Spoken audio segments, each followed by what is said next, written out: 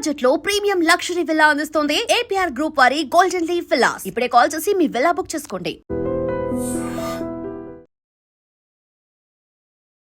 Breaking న్యూస్కి సంబంధించినటువంటి వార్త చూస్తున్నాం. ఆస్ట్రేలియాలోని సిడ్నీ బాండీ బీచ్ వద్ద జరిగినటువంటి టెర్రర్ రింగ్లకి హైదరాబాద్కి సంబంధం ఉన్నట్టుగా పోలీసులు ఐడెంటిఫై చేశారు. బాండీ బీచ్లో కాల్పులు జరిపింది తండ్రి కొడుకులుగానే నిన్ననే ఐడెంటిఫై చేసినటువంటి పోలీసులు వారిద్దరికీ హైదరాబాద్ నుంచి మూలాలు ఉన్నట్టుగా ఇప్పుడు గుర్తించారు. కాల్పులు జరిపినటువంటి సాజిద్ అక్రమ్ వద్ద భారత పాస్పోర్ట్ ఉన్నట్టుగా ఆస్ట్రేలియన్ అధికారులు వెల్లడించారు. సాజిద్ అక్రమ్ హైదరాబాద్ నుంచి పాస్పోర్ట్ పొందినట్లుగా గుర్తించారు. సాజిద్ మూలాలు హైదరాబాద్లోనే ఉన్నట్టుగా పోలీసులు ఐడెంటిఫై చేశారు. హైదరాబాద్లోని ఓ డిగ్రీ కాలేజీలో బీకామ్ చేశాడు సాజిద్. 1998లో ఉద్యోగ అన్వేషణలో భాగంగా ఆస్ట్రేలియాకి వలస వెళ్లారు. అక్కడే యూరోప్ సంతతికి చెందినటువంటి వెనెరా గ్రోసో అనేటువంటి మహిళను వివాహం చేసుకొని ఆస్ట్రేలియాలోనే స్థిరపడిపోయాడు. అక్కడ ఆస్ట్రేలియాలోనే సాజిద్కు ఒక కుమారుడు ఒక కుమార్తె కలిగారు. సాజిద్ కుమారుడు నవీద్తో పాటుగా ఈ కాల్పుల్లో ఆయన పార్టిసిపేట్ చేశారు. టెర్రర్ అటాక్ చేసింది సాజిద్, తన కుమారుడు నవీద్. కాల్పుల్లో మరో నిందితుడిగా ఉన్న కుమారుడు నవీద్తో పాటుగా కుమార్తె సైతం ఆస్ట్రేలియాలోనే జన్మించారు అని పోలీసులు వెల్లడించారు.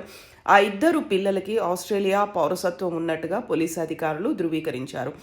ఇక సాజిద్కు హైదరాబాద్లో ఉన్నటువంటి తన బంధువులతో సంబంధాలు పెద్దగా ఎక్కువగా లేవు, అంతంత మాత్రంగానే ఉన్నాయి అనేది పోలీసులు ఐడెంటిఫై చేశారు.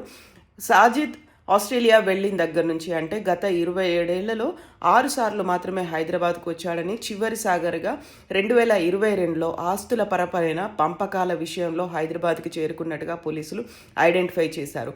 2022లో చివరిసారి వచ్చినప్పుడు ఆస్తిపరమైన అంశాల కోసం హైదరాబాద్లోని తన తల్లిదండ్రులను కలిసినట్టుగా పోలీసులు చెప్తున్నారు. భారత్కు వెళ్ళకూడని తర్వాత ఇక్కడి నుంచి వెళ్ళిన తర్వాత ఆయన డిసైడ్ చేసుకున్నట్టుగా పోలీసులు ఐడెంటిఫై చేశారు. తన తండ్రి మృతి చెందినా కూడా 2022 తర్వాత సాజిద్ హైదరాబాద్కు రాలేదని పోలీసులు చెప్తున్నారు. సాజిద్కు ఉగ్రవాద భావజాలం ఉన్నట్టుగా ఇక్కడ తెలియదని, ఇక్కడ తను ఉన్నప్పుడు బాగానే ఉండేవాడు, మంచివాడుగానే మాత్రమే ఉండేవాడు అని సాజిద్ కుటుంబ సభ్యులు చెప్తున్నారు. సాజిద్తో పాటుగా ఆయన కుమారుడు నవీద్కు హైదరాబాద్లోని కుటుంబీకులతో ఎలాంటి సంబంధాలు లేవు, సమాచారాలు కూడా లేవు అనేది అధికారులు వెల్లడించారు. సాజిద్ నేరాలకు పాల్పడినట్టుగా ఎలాంటి రికార్డులు పోలీసుల వద్ద లేవని, అది తెలంగాణ పోలీసుల వద్ద లేవని వివరించారు. తెలంగాణ నిందితుడు సాజిద్ వివరాలను భారత ప్రభుత్వం సహా తెలంగాణ పోలీసులతో ఆస్ట్రేలియా అధికారులు పంచుకున్నారు. సాజిద్కి సంబంధించి మరిన్ని వివరాల కోసం కేంద్రం, తెలంగాణ నిఘా వర్గాలు ఆరా తీస్తున్నాయి. ఈ ఏడాది ఫిబ్రవరిలో సాజిద్ అతని కుమారుడు నవీద్ ఫిలిప్పీన్స్లో ఉగ్ర శిక్షణ కోసం వెళ్ళినట్టుగా పోలీసులు ఐడెంటిఫై చేశారు. అక్కడే తీవ్రవాద భావజాలం ఉన్నటువంటి వ్యక్తులను కలిశారు. అక్కడే వాళ్ళు ట్రైనింగ్ తీసుకున్నారు. టెర్రరిస్ట్ తరహా శిక్షణను కూడా పొందారు. కాల్పులు జరపడం కోసం కూడా ట్రైనింగ్ తీసుకున్నారు. నిన్న జరిగినటువంటి హనుక్కా ఫెస్టివల్లో బాండీ బీచ్ దగ్గర జరిగినటువంటి ఉగ్రదాడిలో 16 మంది చనిపోయారు. అందులో ఒక చిన్నారి, ఒక పోలీస్ కూడా ఉన్నారు. 30 మందికి పైగా గాయపడ్డారు. ఈ తరహా ట్రైనింగ్ కోసమే ఫిలిప్పీన్స్కు వెళ్ళినట్టుగా పోలీసులు ఐడెంటిఫై చేశారు. Islamic State of Iraq and Syria, ఐసిస్కి చెందినటువంటి టెర్రరిస్టులతో సాజిద్ అండ్ నవీద్కి అక్కడే సంబంధాలు అనేవి ఏర్పడ్డాయి. సాజిద్ అతడి కుమారుడు నవీద్ వెళ్ళినటువంటి దక్షిణ ఫిలిప్పీన్స్ ప్రాంతం తీవ్రవాద మనస్తత్వం కలిగి ఉన్నటువంటి మతాధికారులకు ఒక కేంద్రంగా చెప్తుంటారు.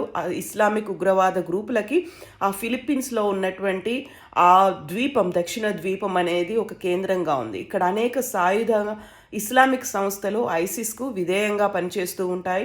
ఇక్కడే వీరు ట్రైనింగ్ తీసుకొని బాండీ బీచ్లో కాల్పులు జరిపినట్టుగా పోలీసులు ఐడెంటిఫై చేశారు. ఇక భారతీయ పాస్పోర్ట్తోనే ఫిలిప్పీన్స్కు సాజిద్ వెళ్ళినట్టుగా పోలీసులు అయితే చెప్తున్నారు. ఫిలిప్పీన్స్కు ప్రయాణించడానికి భారతీయ పాస్పోర్ట్, అతని కుమారుడు నవీద్ ఆస్ట్రేలియన్ పాస్పోర్ట్ ఉపయోగించినట్టుగా పోలీసులు ఐడెంటిఫై చేశారు. ఈ క్రమంలో సాజిద్ పాస్పోర్ట్ గురించి దర్యాప్తులో భాగంగా ఆస్ట్రేలియా అధికారులు భారత విదేశాంగ మంత్రిత్వ శాఖను సంప్రదించారు. దీంతో సాజిద్కు హైదరాబాద్లో ఉన్నటువంటి లింకులు అయితే ఐడెంటిఫై చేశారు. సిడ్నీలో ఉన్నటువంటి చాలా ఫేమస్, బ్యూటిఫుల్గా ఉండేటువంటి పీస్ఫుల్ బీచ్ అనేది బాండీ బీచ్. అక్కడ హనుక్కా వేడుకలు జరుపుకుంటున్నారు.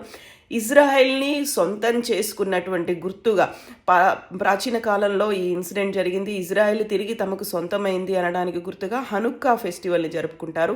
అది 8 రోజుల పాటు కొనసాగేటువంటి festival.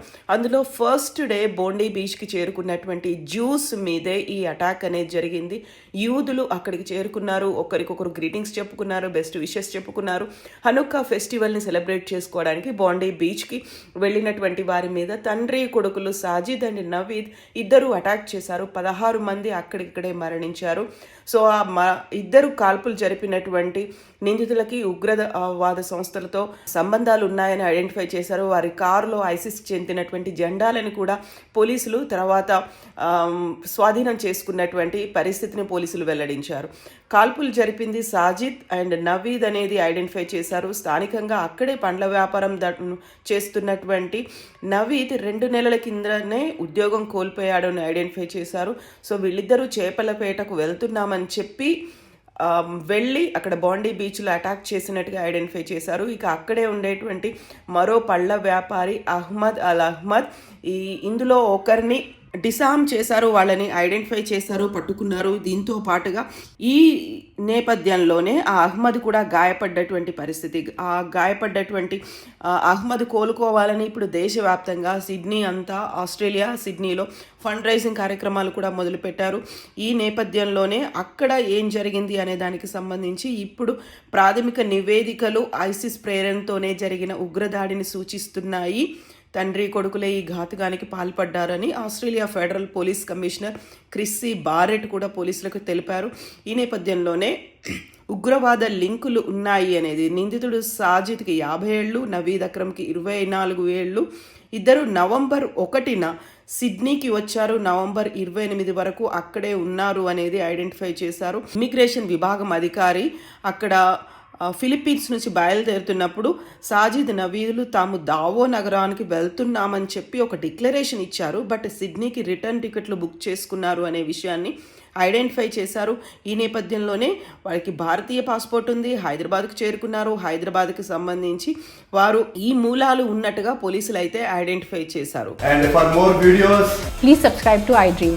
Please subscribe to iDream. Please subscribe iDream. And please subscribe to iDream. For more videos, subscribe to iDream. please like, share and subscribe to the channel. Congratulations, iDream. Subscribe to iDream. Subscribe to iDream.